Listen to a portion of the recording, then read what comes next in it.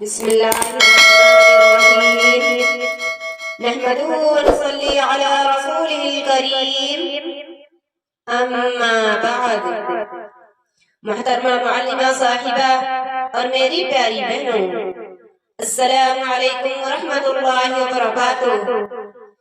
میں آپ لوگوں کے سامنے کیا عرض کروں، میں تو ابھی علم دین کی معمولی سی طالبہ ہوں۔ آپ لوگوں کا حق سر آنکھوں پر اس لیے حاضر ہوں۔ میں نے اپنے محبوب مدرسہ جامعۃ الصالحات کے سائے میں چند دن پڑھ کر جو کچھ سیکھا ہے وہ آپ لوگوں کے سامنے پیش کرنا چاہتی ہوں۔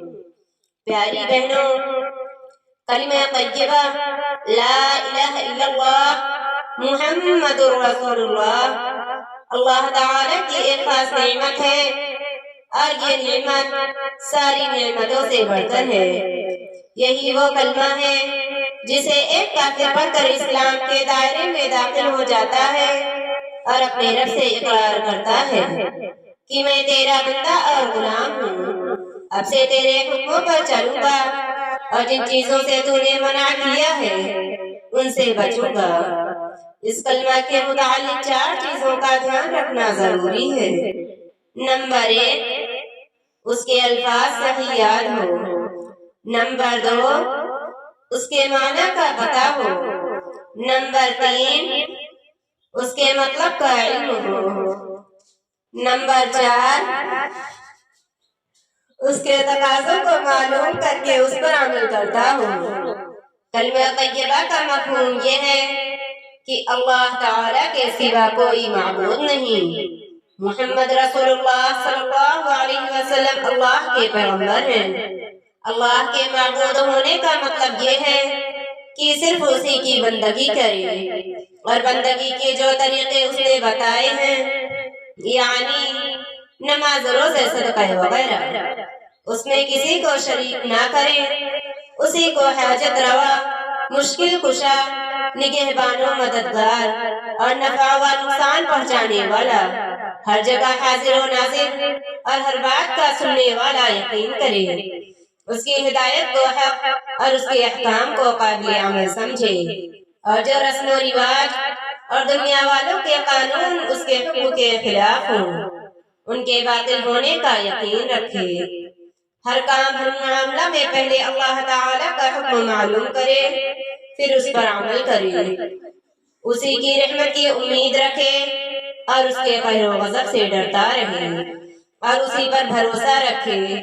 اور محمد رسول اللہ صلی اللہ علیہ وسلم کا مطلب یہ ہے کہ لا الہ الا اللہ کا اقرار کرنے کے بعد میں نہ صرف خدا کے احکام پر چلوں گی بلکہ محمد صلی اللہ علیہ وسلم کی رہبری سے بندوں تک اللہ کے جو احکام پہنچے ہیں میں ان پر عمل کروں گی۔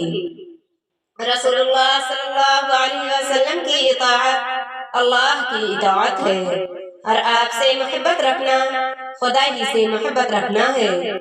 آپ کی بات کا ماننا ضروری اور فرض ہے، آپ کے ہر حکم کو بے چوچرا تسلیم کرے۔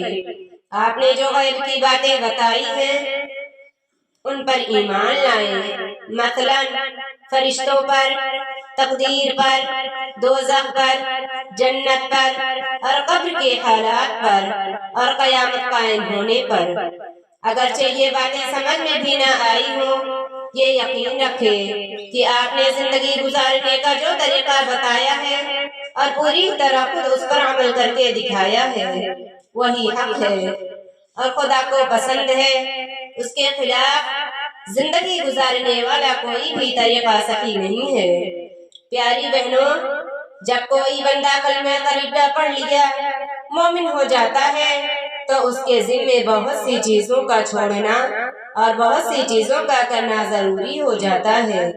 یہی وجہ ہے کہ سرکار عالم صلی اللہ علیہ وسلم نے فرمایا، لا الہ الا اللہ کا اخلاص یہ ہے کہ اپنے پڑھنے والے کو خدا کی منع کی ہوئی چیزوں سے روک دے، لہذا اس کلمہ کے پڑھنے والے کو ہر موقع پر خدا کے احکام کا دھیان رکھنا ضروری ہے۔ بیاہ شادی اور مرنے جینے، کھانے پینے، سونے جاگنے، خرید و فروخت، لین دین، اور دوسرے تمام موقع پر خدا کے احکام کا معلوم کرے اور اسی پر چلے جو خدا حکم دے، اور جن کاموں سے روک دے ان سے رک جائے۔ پیاری بہنوں، ایک حدیث میں سرکار دو عالم صلی اللہ علیہ وسلم کا فرمان ہے کہ افضل الذکر لا الہ الا اللہ، اور یہ بھی فرمایا 100 مرتبہ لا الہ الا اللہ پڑھ لیا کرو، کیونکہ یہ کوئی گناہ نہیں چھوڑتا اور کوئی عمل اس سے آگے نہیں بڑھتا۔ حق تعالی شانہ قیامت کے دن ایسا روشن چہرہ اٹھائیں گے جیسے 14ویں رات کا چاند ہوتا ہے۔ ایک دوسری حدیث میں یوں ارشاد فرمایا کہ جس نے صبح و شام 100 مرتبہ لا الہ الا اللہ کہا، اس کو اسماعیل علیہ السلام کی اولاد میں سے 10 غلام آزاد کرنے کا ثواب ہوگا۔ اور یہ بھی فرمایا کہ لا الہ الا اللہ کے ذریعے اپنا ایمان تازہ کیا کرو۔ کلمہ طیبہ کے بے شمار فضائل ہیں، لیکن افسوس کہ لوگ اس قیمتی نعمت سے بہت ہی غفلت برتتے ہیں۔ دنیا بھر کی باتوں میں وقت کو برباد کر دیتے ہیں، لیکن اس قیمتی دولت میں تھوڑا سا وقت دینے کی کوشش نہیں کرتے۔ حالانکہ اگر ہم تھوڑا سا کوشش کریں تو خدا کی رحمتوں اور برکتوں میں ڈوبے رہیں۔ اللہ پاک ہم سب بہنوں کو کلمہ طیبہ کے ذکر و خیر اور اس کے تقاضوں پر عمل کرنے کی پوری توفیق عطا فرمائے۔ آمین۔ وآخر دعوانا ان الحمد للہ رب العالمین۔